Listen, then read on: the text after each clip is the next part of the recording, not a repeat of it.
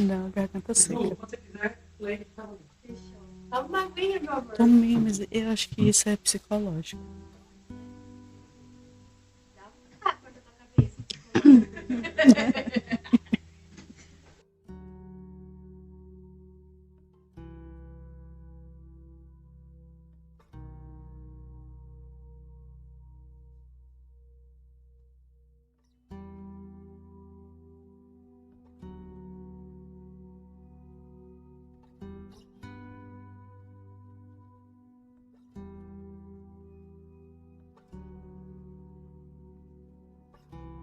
Boa noite.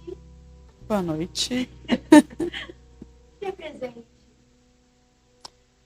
Meu nome é Sandra Rodrigues. Tenho 51 anos de idade, super bem resolvida com a minha idade. Sou casada com um homem que eu amo muito, pastor Francimar Moraes. Tenho 5 filhos lindos, maravilhosos, que amo. Tenho 3 netos. Meus filhos são Camila, Sâmia, Il, Beatriz e Igor. E os meus netos são Mariana, Mirella e o mais novinho, o Oliver, que estou apaixonada por ele.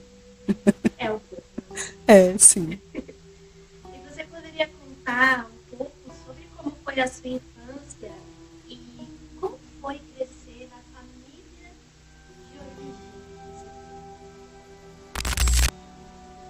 A minha infância eu tive uma boa infância. Não foi ruim. Final dos anos 70, comecinho dos anos 80, foi muito legal para as crianças brincarem. A gente brincava na rua. Eu lembro de poucos brinquedos. Não tive muitos brinquedos, não tive muitas bonecas. Porque as nossas brincadeiras eram na rua, na frente da casa. Então, assim, eu tive uma infância relativamente boa. E eu lembro, a gente brincava de amarelinha, esconde-esconde, que vocês hoje chamam de pique-esconde, né? Acho que é a mesma brincadeira. E eu me divertia bastante mesmo. Todas as crianças vinham para a frente e ali a gente brincava, se divertia. Os pais ficavam olhando, cuidando. E foi muito boa. Para mim foi boa, fora algumas coisas que aconteceram. Por isso falei relativamente boa, porque algumas outras coisas assim tiveram que não foram boas. Mas eu me lembro bastante dos momentos de brincadeira, de diversão, que para mim foram boas, bastante boas. Me fala uma coisa, quando você começou a descobrir que o bom estava sendo relativamente bom? Eu lembro de algumas coisas na minha infância. Na primeira casa que eu morei, algumas coisas, assédios, abusos aconteceram naquela época também. Eu tinha mais ou menos uns 5 anos de idade e eu lembro de algumas coisas. Eu lembro que eu era tocada por pessoas, meninas. Eu lembro de uma garota que era um pouco mais velha do que eu devia ter mais ou menos uns 9 anos, e ela ficava tentando me tocar. Quando eu falo tocar nas minhas partes íntimas. E lembro de outras histórias também. E eu lembro de um homem, eu lembro o rosto dele perfeitamente até hoje, porque foi algo assim que me impactou bastante.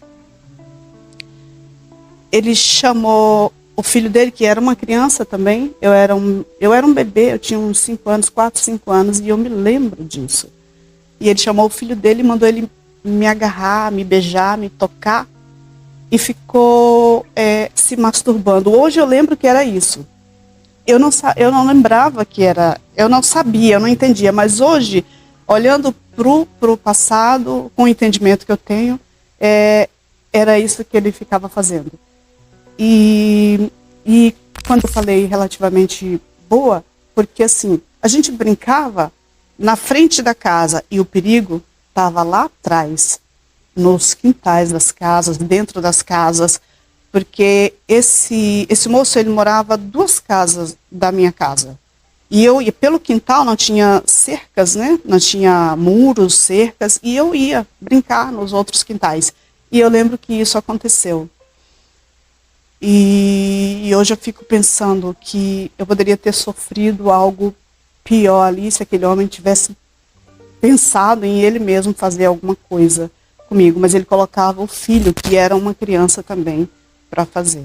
Então ele Ele incentivava. incentivava, ele incentivava. E essa é uma memória que eu não apaguei, não esqueço dela, que eu acredito que daí começaram já alguns problemas que eu passei a ter ao longo da vida. Foram muitos abusos, foram muitos assédios. Nessa mesma rua eu lembro também que já com 8 anos de idade eu passava e tinha alguns homens sentados e eles falavam assim, já está ficando no ponto. Eu lembro dessa frase, eles falando essa frase. Então, era assédio, né? E a gente pode dizer que pedofilia, né?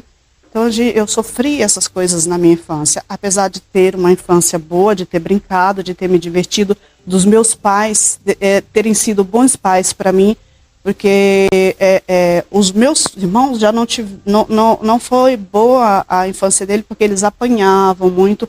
Eu não apanhei. Eu era, até os meus irmãos falam hoje, que eu era a filha preferida, né? Meus pais me tratavam bem, me tratavam com carinho, com cuidado, com atenção, mas mesmo com toda essa atenção, algumas coisas aconteceram que eles nunca ficaram sabendo, porque eu não falava. Aí sim, eu ficava com medo de apanhar, porque eles não batiam, mas ameaçavam. Se fizer tal coisa, vai apanhar, né? Então existia aquele medo, aquele receio, né, de tomar uma surra ali. Mas enfim, foi isso. Foi uma infância boa, mas com algumas coisas que não foram boas.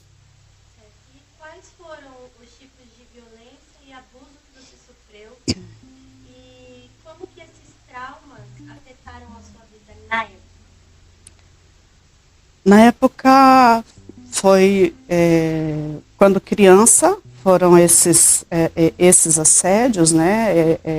Esse moço se masturbando na minha frente, eu sendo uma criança, e toques, né? Eu lembro de uma menina e lembro de um menino que ficava tentando me tocar nas minhas partes íntimas. Esses foram os abusos que eu lembro.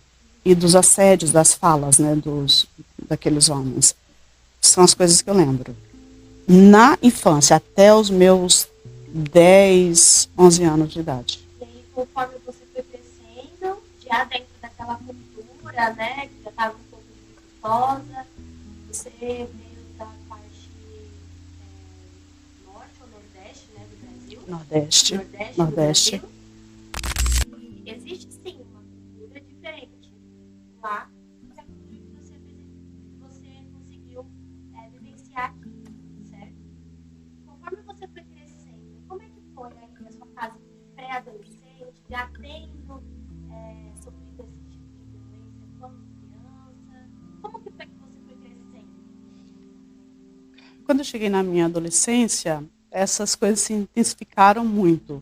Existe uma cultura diferente realmente. Quando a garota ela é assediada, quando ela sofre um estupro, um assédio, ela é culpada daquilo. E na minha época, se a mulher ela sofria um estupro, ela perdia a virgindade. E isso, no pensamento das pessoas da época, ela não tinha mais um valor.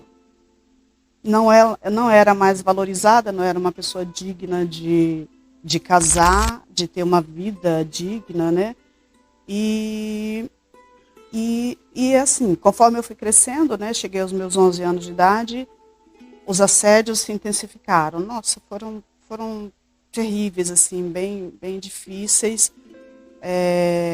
Homens casados, eles falavam coisas, eles me paravam na rua, eles parava o carro na minha frente. Lá eu andava muito de bicicleta, né? Na época tinha bastante bicicleta, eu tinha a minha bicicleta. E eu gostava de andar, de passear, eu ia para a escola de bicicleta. E eles paravam o carro na minha frente, assim, eu faltava atropelar o carro deles para falar coisas, para me chamar, para sair. E foi bem complicado. A minha mãe, eu lembro, uma vez eu estava saindo de casa e ela estava sentada na porta com uma amiga. E as duas fizeram comentário: nossa, já está toda feitinha de corpo, toda bonitinha. E isso, na época, eu achava até legal. Nossa, que legal, tô bonita, tô tal. E isso fez com que, desde criança, né, eu fui uma criança sexualizada. Acho que é isso, né, que a gente fala. É o termo, sexualizada. E eu cresci com isso.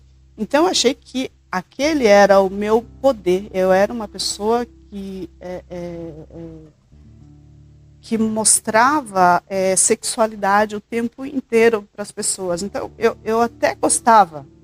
Porque assim você achava que era valorizado. Sim, era o meu valor. Eu mostrar que era bonita, que era sensual, que estava crescendo, que tinha um corpo bonito, e eu achava que era o meu poder, né?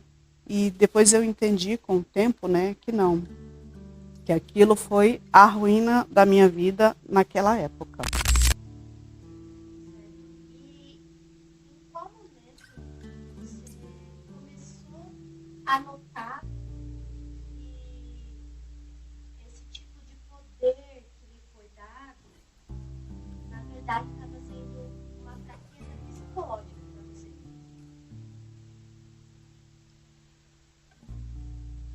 Eu lembro que quando eu tinha 13 anos de idade, eu conheci Jesus. E aí eu passei a ir na escola dominical, a ouvir a palavra de Deus, cantava alguns louvores da harpa, eles me davam oportunidade. E aí eu comecei a entender que aquilo que eu estava achando que eu era, né, que eu era uma pessoa assim, sensual, e que eu ficava demonstrando isso para as pessoas, tentando passar, né, essa sensualidade, eu vi que aquilo não era legal, né? Que tinha um Cristo que me amava de uma forma especial e que aquilo lá não era bom, era pecado, era feio, não era bom. E eu comecei a compreender essas coisas. Mas no ano seguinte, coisas mais difíceis aconteceram comigo, coisas bem, bem complicadas, e que eu acabei deixando Jesus de lado, e aí entrei num mundo bem mais difícil, bem mais sombrio, e esqueci Jesus por um tempo, e esqueci o que eu aprendi ali naquele momento em que eu ia para a igreja, em que eu frequentava a igreja e estava aprendendo sobre Jesus. Você me falou, né? Você é uma mulher jovem, 50 anos, 51 anos, me falou que tem 5 filhos. Sim. Certo? E como que foi a história da sua primeira gestação?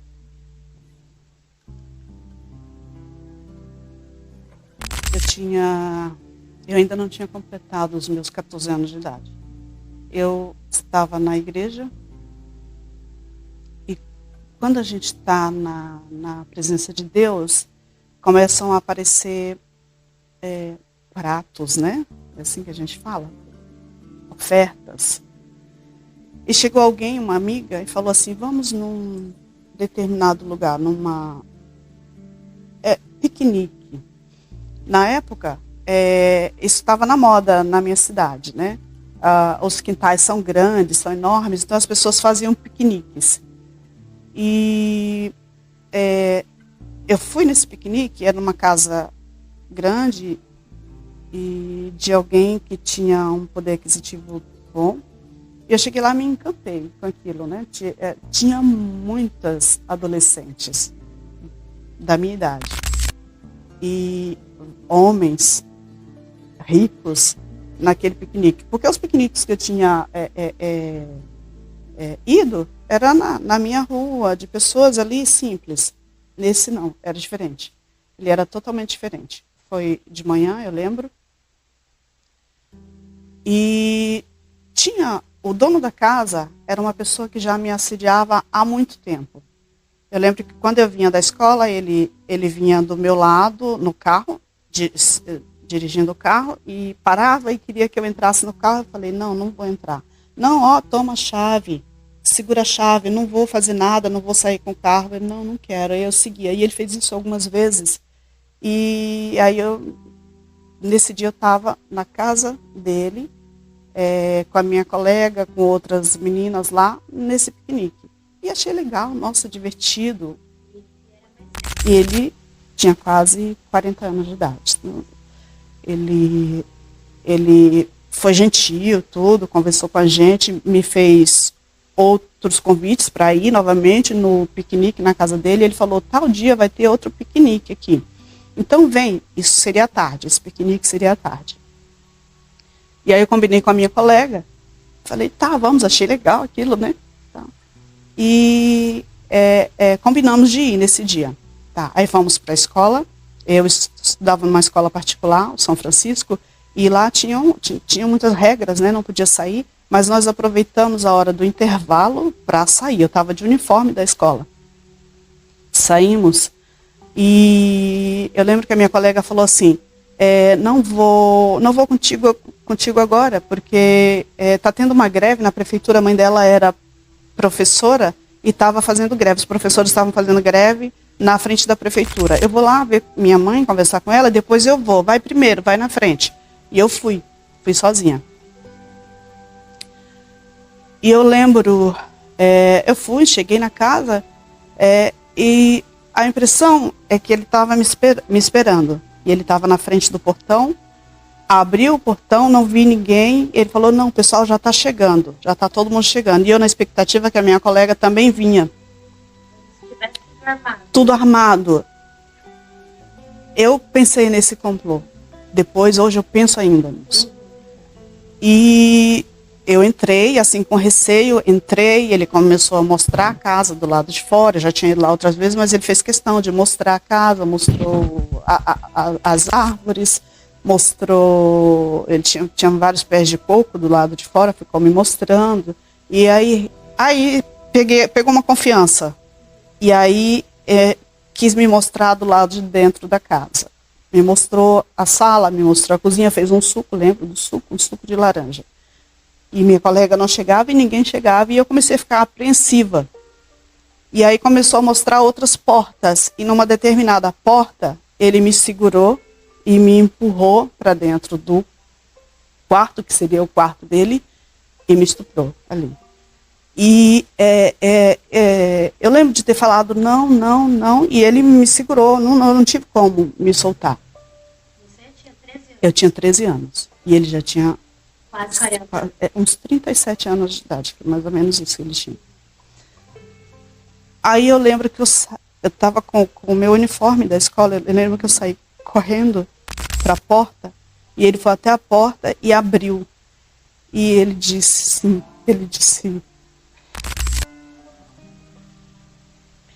se você falar isso para alguém, eu vou falar que você não era mais virgem, e se você não falar, eu caso contigo. Porque existia a reparação naquela época, né? Ainda existia de que as pessoas perdiam a virgindade ou eram estupradas e casava com o estuprador.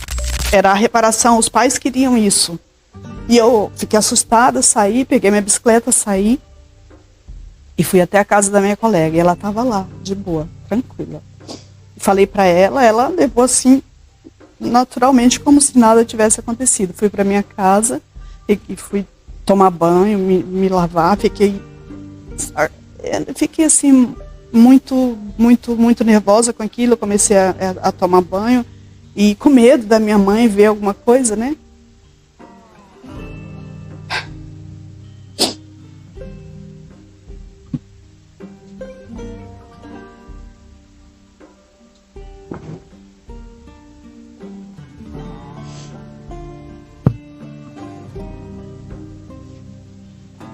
Aí eu lembro, passaram mais ou menos 2 dias isso.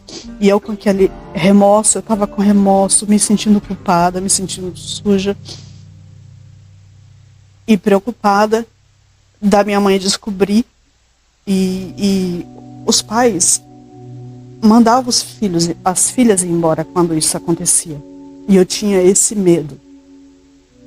Era muito inexperiente. Eu era uma criança, eu me sentia uma criança.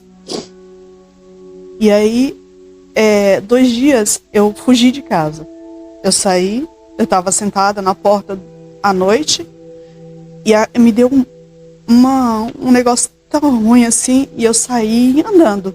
Fui parar na casa de uma outra colega minha, já bem longe, e fiquei lá 2 dias. E meu pai me procurando, minha mãe me procurando, todo mundo me procurando, e eu não sabia o que fazer. Aí eu voltei 2 noites, na segunda noite. Na segunda noite. E quando eu cheguei em casa, meus pais muito aflitos. Minha mãe, minha filha, o que aconteceu? O que aconteceu? E eu contei para eles. Eu lembro que meu pai só falou assim, entra. E minha mãe não falou nada. E a noite inteira eu vi minha mãe chorando a noite inteira. Eu não dormi, só ouvindo ela chorando a noite toda. Não veio falar comigo, não conversou comigo, só chorou. E no outro dia, assim, passaram mais uns 2 dias. Chegou uma mulher em casa e falou para minha mãe, eu não sei como ela soube, hoje eu sei como ela soube. Esse cara, ele tinha um escritório junto do parede com o bar dessa mulher. Então, provavelmente, ele falou para ela. Porque ela chegou na minha casa e falou para os meus pais, sua filha não é mais nada, usou esse termo. Então, deixa ela ir trabalhar para mim. E nesse lugar era um bar diferente. Ela tinha marido, tinha filhos lá, era um bar familiar que falavam, né? Na época ela fez assim, de palha, uns negócios redondos de palha, eu não sei explicar como que era. Então isso atraiu as pessoas. E o que ela fazia? Ela chamava meninas jovens, bonitas, para trabalhar lá, para atrair o público masculino. E meu pai aceitou. E me mandou para lá. E isso hoje é uma das coisas que eu fico muito triste com meu pai, minha mãe. Meu pai já morreu, minha mãe está doente, mas sempre que eu tô com a minha mãe, eu lembro disso, isso me entristece. Porque ela, ao invés de me acolher, cuidar de mim naquele momento, me mandou para um lugar muito sombrio, muito triste. Porque aquele bar não era só um bar.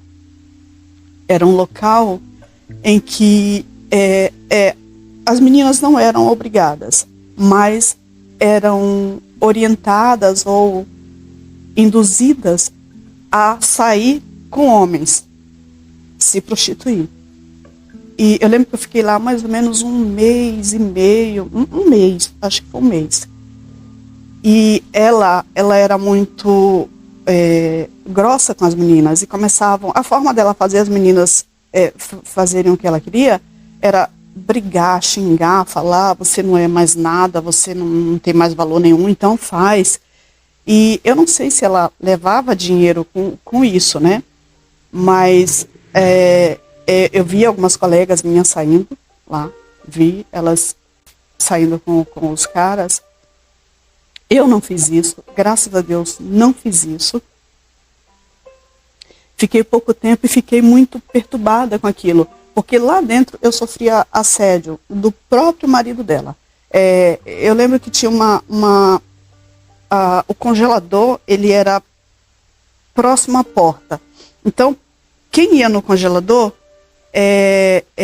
se alguém passasse, encostava. E ele fazia questão, todas as vezes que eu ia no congelador, ele passava e se esfregava em mim e saía. E eu não podia falar isso para a mulher, para a dona, porque ela iria me culpar, de certa forma. Então aquilo para mim já me dava, assim, eu ficava muito, muito angustiada, muito perturbada. Fora os clientes que chegavam, passavam a mão na gente. Outro cliente que colocou uma arma na minha cabeça, porque queria que eu fosse com ele e eu não quis ir. E ele pôs a arma, me humilhou na frente de todo mundo, eu lembro disso. Isso foi algo perturbador, assim. Eu fiquei fugindo dele e ele atrás de mim com a arma. E várias pessoas lá, vários homens, ninguém fez nada, absolutamente nada. E eu acabei ajoelhando e ele pôs a arma na minha cabeça, porque queria que eu fosse com ele e eu não queria ir. Ele estava bêbado e era um cara rico, dono de concessionária da época. E no final, os segurança dele tiraram ele, levaram ele. E graças a Deus, eu não fui. E aí eu comecei a ligar para minha irmã, que morava no Rio de Janeiro, a Rose. E pedindo para ela me tirar dali, que eu não aguentava mais ficar ali. Ligava todos os dias para ela, era orelhão na época. Eu ligava todos os dias e ela só me chamou quando um dia eu chegando em casa, que aos domingos eu ia para casa. Eu ficava lá, eu dormia lá. A gente dormia, as meninas dormiam, porque terminava tarde, né? A gente dormia e cedo já tinha que trabalhar novamente. Era de garçonete, né? Mas a atração era a gente. Eram as meninas, todas as meninas jovens, menor de idade. E aí eu lembro que eu fui em casa e eu falei, mãe, fecha. Eu tinha um topperzinho sem alça aqui. E eu falei, mãe, fecha pra mim. E ela foi fechar e ela falou assim, não tá fechando. E ela olhou para os meus seios e falou, você tá grávida? Isso poucos dias, né? Aí eu falei, não sei. E aí ela olhou, você tá grávida. E aí eu fiquei desesperada. E aí liguei para minha irmã e falei, eu acho que eu tô grávida e eu preciso sair desse lugar e sair daqui, eu não aguento mais ficar aqui. Aí minha irmã se apressou e mandou me buscar. Eu fui para o Rio de Janeiro, lembro que eu fui sozinha de ônibus. E quando cheguei lá, já estava tudo preparado. Eu realmente estava grávida. E a minha irmã foi numa clínica, né? Me levou numa clínica e fez um aborto, né? Eu fiz um aborto. Foi uma coisa assim que eu não compreendia bem assim o que estava acontecendo. Não, foi algo assim que não me... Aparentemente, né? Eu não fiquei triste com aquilo. Nem fiquei feliz, nem nada, sabe? Algo assim que não tive um sentimento. Eu estava num momento tão difícil que eu não parei para pensar naquilo. Não parei para pensar. Então, minha mãe, meus irmãos, eu tinha uma irmã e 2 irmãos que moravam no Rio, e eles fizeram, né, contrataram a clínica e me levaram. Eu lembro só quando foi aplicada a anestesia, acordei calçando minha bota e fui para casa e passou.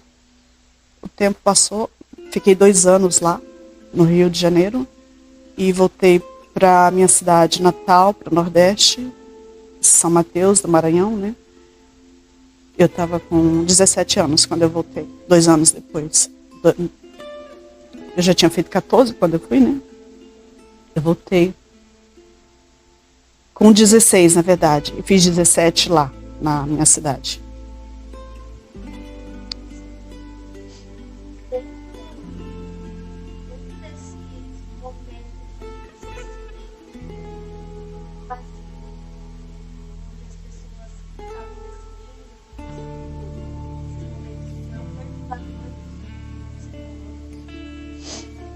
momento que você percebeu que você precisava buscar ajuda? E como foi esse processo de reconhecer e enfrentar os abusos que você sofreu? Eu voltei da minha cidade e a cidade não me acolheu.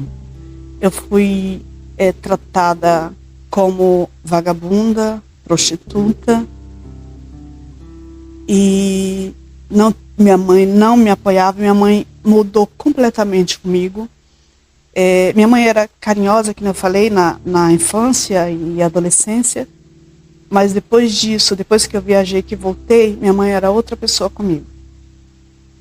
Ela me tratava grosseiramente, me chamava de vagabunda. Minha mãe falava isso, falava que eu não ia casar e que se eu casasse, meu marido ia cortar o meu pescoço, falava dessa forma. Eram as palavras dela comigo. E eu resolvi não obedecer mais ela nem o meu pai, por outros motivos também, que eu contei no testemunho.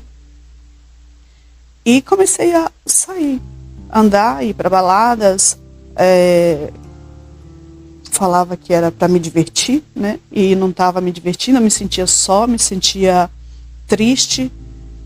E nesses momentos de tristeza, eu parava na frente da igreja que eu congreguei quando eu aceitei Jesus. E eu ficava, a igreja tinha muro, eu lembro na época, as igrejas de lá tinham muro. E eu parava e ficava ouvindo, eu via o culto inteiro. Alguém vinha, falava para eu entrar, eu falava não, ficava ali, ouvindo Jesus. Várias vezes eu fiz isso. E eu comecei a buscar Jesus, falar, Senhor, me tira dessa vida. Porque eu comecei a fazer coisas que não agradavam a Deus. Várias coisas erradas. E que entristeciam o meu espírito, entristeciam o Espírito de Deus. Porque eu estava em busca de algo, busca de alguém, de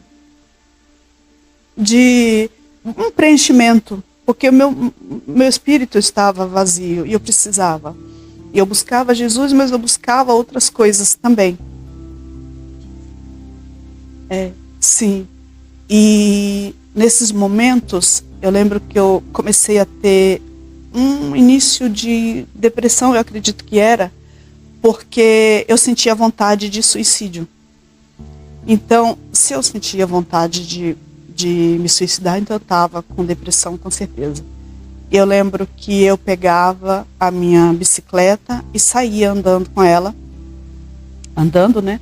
E eu ia em lugares bem longe, assim, fora da cidade. Eu ia para um lado, na minha cidade passa uma BR, e passa vários caminhões lá, e dá acesso a várias cidades. Eu ia de bicicleta quase em outras cidades, tanto de um lado quanto do outro lado. Todos os dias eu fazia isso. Eu estava pesando 45 quilos, bem magra. Eu ficava fazendo isso o dia inteiro, sem comer, o dia inteiro, porque eu queria, eu estava em busca de algo. E nesses momentos, assim, eu planejava entrar na frente do caminhão. Eu planejava isso. Mas eu nunca tive coragem. Que nem eu falei no meu testemunho, eu começava a recitar o Salmo 23. E aquilo me impedia de entrar na frente do caminhão. Várias vezes eu pensei isso. Todas as vezes que eu saía de casa, eu pensava em me suicidar.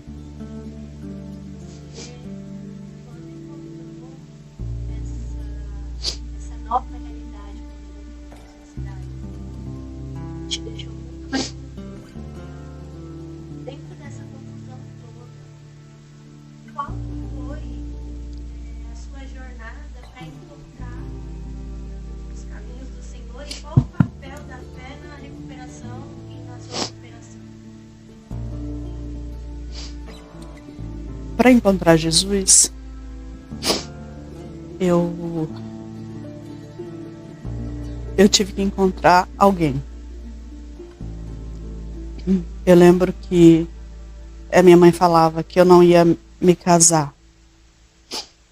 Que naquela época era casar, né? Eles queriam que as filhas se casassem. E eu falei, eu lembro que eu tive uma discussão com ela. Falei, O primeiro que aparecer, eu vou me casar, falei. E nesse dia, apareceu alguém que me propôs casamento. E eu não gostava dessa pessoa, eu já conhecia, ele já tinha sido meu professor na escola, no colégio São Francisco, professor de matemática. E já tinha conhecido ele quando eu, aos 13 anos, aceitei Jesus na igreja. Ele era crente, a mãe dele era crente. E eu falei, aceito. E ele foi na minha casa e pediu a minha mão em casamento para os meus pais. E aí acabamos entrando em acordo em não casar. Eu não queria casar agora, mas resolvemos ir morar juntos. E fomos morar na casa da mãe dele. E a mãe dele é uma mulher crente, de fé, assim, uma pessoa assim que Deus colocou ela na minha vida. E ela falou de Jesus para mim e ela me levava para a igreja todos os dias. Só que a minha vida com ele não foi boa. Ele tinha saído da igreja e ele era alcoólatra e começou voltou a beber, né? E começou a me maltratar. Eu ia para a igreja, voltava com a mãe dele e ele falava que eu tinha ido me encontrar com outros homens. E aí ele me maltratava com palavras, com empurrões. Teve um dia que eu fui parar no hospital, não machucada, mas com ansiedade. Comecei a passar mal e a tia dele era enfermeira e me levou para o hospital. Fiquei a noite inteira com ela lá no hospital. E aí eu não podia sentar, era um hábito, né, dos moradores sentarem na porta, eu não podia sentar, então era cárcere privado, eu ficava presa dentro de casa, não podia sair. Eu tinha voltado a estudar, eu lembro. A única coisa que ele permitia era eu ir para a escola. Porque como eu saí na época, eu tive que deixar os estudos, né, quando eu fui embora, e aí eu queria terminar os estudos. E voltei para a mesma escola, o Colégio São Francisco, voltei para lá. E ele permitia que eu fosse para a escola, né? Mas outras coisas ele não permitia. Então ele era bem abusivo, assim. E fiquei grávida da minha filha, da Camila. Voltei para os caminhos do Senhor, nessa época. E vários maus tratos dele. Até que um dia eu não consegui mais, né? Eu falei, não consigo, não posso ficar com você, você me trata mal, eu vou embora. Eu lembro que eu fui embora. E aí passaram uns 3 dias, mais ou menos. Eu estava na escola, lá no colégio, e um colega foi lá e me chamou, e para falar com ele, né? Ele foi me procurar. Aí eu lembro que ele falou para mim, você acabou com a minha vida. Eu lembro que ele falou isso. E me deu um soco no peito e eu caí. Tinha uma pilastra grande, os colégios, né? Esse colégio tinha uma pilastra bem grande, assim, várias, né? E eu caí encostada numa e gritei. Aí eu tenho, assim, a impressão de que as pessoas já estavam de olho nele, os professores, porque foi muito rápido, eles chegaram, seguraram ele e me levaram para a secretaria para sair da presença dele. E aí ele ficou lá fora gritando que ia me matar. Eu lembro que ele pôs a mão para tirar a arma, falaram que era uma arma de fogo. E eu não cheguei a ver a arma, porque foi muito rápido. E aí eu fiquei escondido durante 3 dias, eu lembro disso. Fiquei escondido 3 dias, e aí ele foi embora, e eu pude sair. Só que assim, é algo incrível. Quem já passou isso, pode falar. Quando eu saía na rua, eu comecei a desenvolver síndrome do pânico, por causa disso. Quando eu saía na rua, parece que todos os rostos era o rosto dele. Incrível isso. E eu passei a ter muito medo que ele chegasse, que ele tentasse me matar. E foi difícil superar aquilo, foi bem difícil. Eu lembro que eu sentava perto da minha mãe, na cama dela, e ficava a noite inteira sentada com um pano na cabeça, com medo, porque eu não conseguia. Até então, eu era uma pessoa corajosa, saía sozinha, não conseguia mais fazer isso. Não conseguia mais sair sozinha, porque passei a ter medo dele. Mas eu lembro que eu voltei para a igreja, passei a frequentar a igreja, e na igreja eu também não fui recebida bem. As pessoas começaram a falavam, eu ouvia as irmãs falando, essa só está aqui porque está com a barriga lá, falava até assim, a barriga no pé da goela, elas falavam desse jeito. Quando tiver o neném, vai sair da igreja. Então assim, foi difícil. Eu queria mudar a minha vida, eu queria ser uma pessoa diferente, mas eu não era aceita nem pela igreja.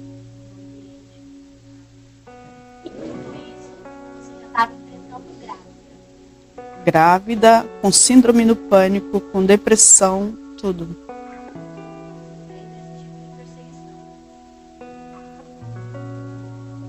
E de que forma as experiências de violência ainda influenciam no seu comportamento e emoções hoje? Eu sou uma pessoa extremamente ansiosa. Qualquer coisa que eu vou fazer, eu fico muito ansiosa, eu acho que todo mundo já percebeu isso. Eu não tenho mais depressão, olha só, Deus me curou. Deus realmente me curou. Eu não tenho depressão. Eu ficava dias deitada no meu quarto, sem tomar banho, sem escovar os dentes, só descia para comer. Eu sentia uma tristeza muito profunda, isso há uns 3, 4 anos atrás eu ainda sentia, enfrentei isso durante uma vida. E eu sentia essa tristeza profunda, e aí eu deitava, ficava ali por vários dias, o corpo começava a doer muito, parecia assim que eu tinha feito vários exercícios, que doía muito o meu corpo. Aí eu começava eu levantava, fazia um alongamento, descia e ia melhorando. Isso eu não sinto mais há vários anos. Eu não sinto mais essa tristeza profunda. Eu sinto tristeza como qualquer pessoa. Quando o Oliver vai embora, né, o meu neto, eu sinto tristeza, eu choro.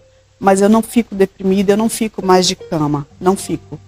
Mas eu ainda sinto ansiedade e eu ainda tenho medo. E o medo que eu sinto, ele me paralisa muito.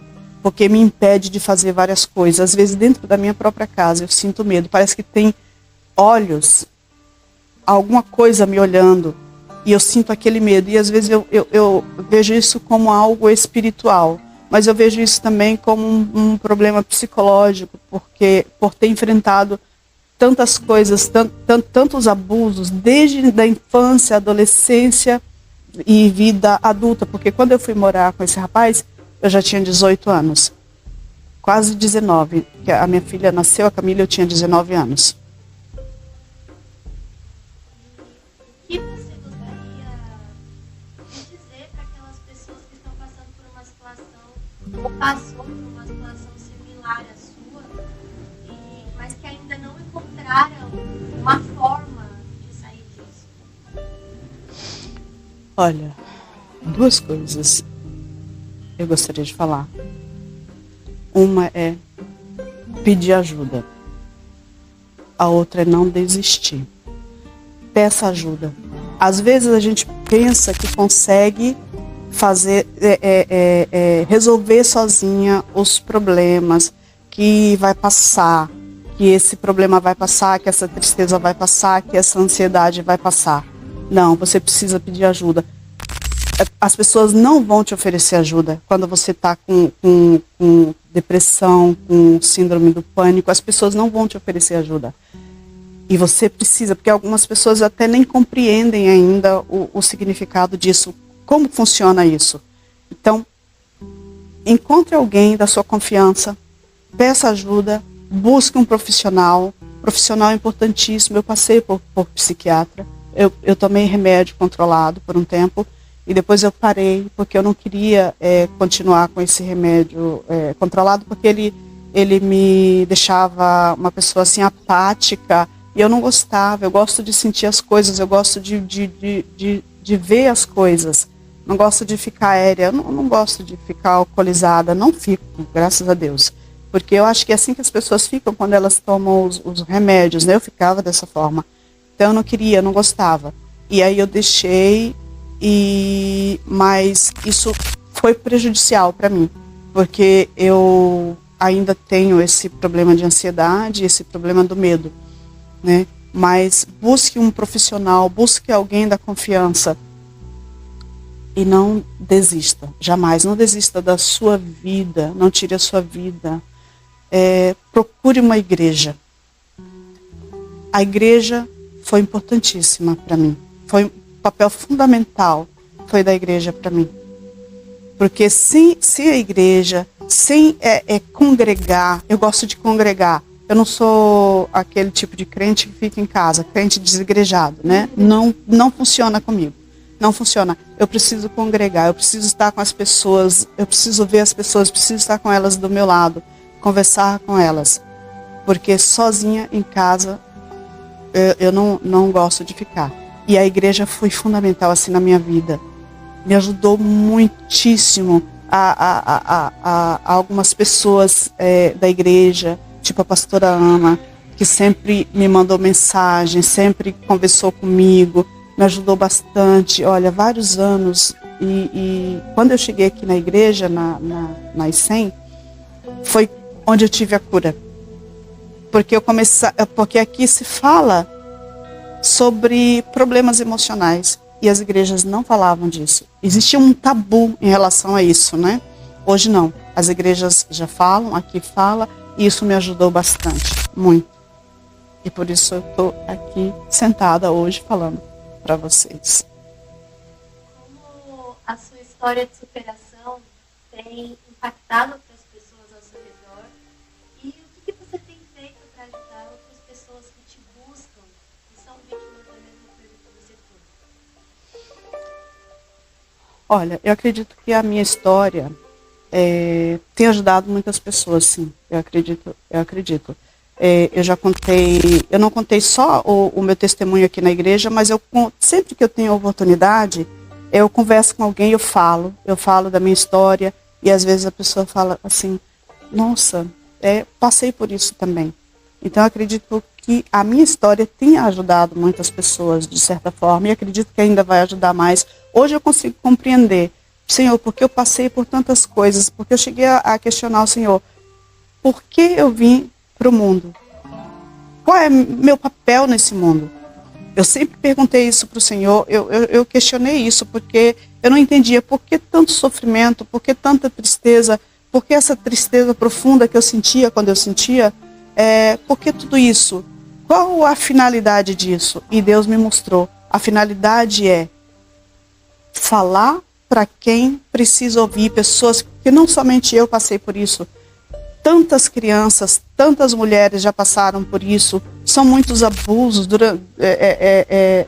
todos os dias, as crianças, as mulheres, pessoas vulneráveis passam por abusos, por estupros, e depois tem uma vida difícil, começam a desenvolver problemas psicológicos, enfrentar vários problemas, e pessoas que não compreendem e que as acusam de certa forma, né? E elas mesmas se sentem culpadas, né? Achando que de alguma forma ela demonstrou alguma coisa que fez com que aquele abusador viesse e abusasse dela.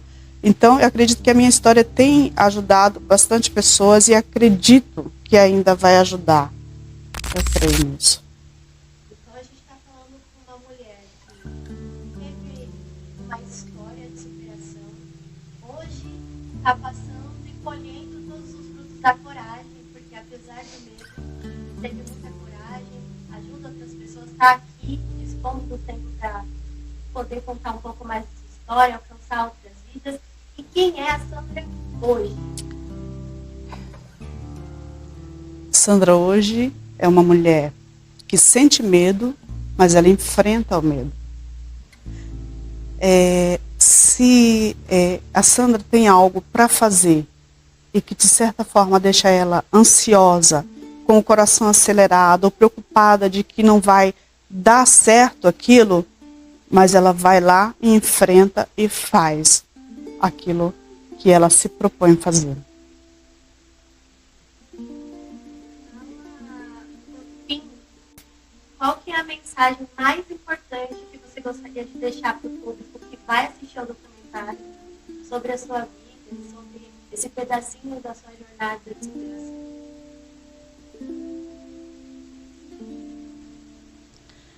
Olha, a vida, ela é muito importante. A minha vida, a vida de qualquer ser humano, ela é muito importante. Então, se você estiver passando por algum problema, por alguma dificuldade, passou por algum abuso, e sente, de certa forma, a vontade de tirar a sua própria vida, não faça isso. Olha, existe um Deus poderoso, incrível, que Ele tira a gente do lugar mais sombrio, do lugar de trevas, do lugar de angústia, e te faz uma pessoa diferente, uma pessoa próspera, uma pessoa que supera todos os obstáculos. Deus, essa é a minha mensagem. Confiar em Deus. Muito obrigada por ter compartilhado essa história. A gente tem certeza que muito bom ouvir falar de você. E a gente agradece pela sua coragem, pela sua disposição. E eu tenho certeza que através desse canal aqui, essas vidas serão alcançadas e através de você, uma mulher que escolheu viver, vai fazer outras pessoas quererem viver. Amém. Muito obrigada, viu? Foi um prazer.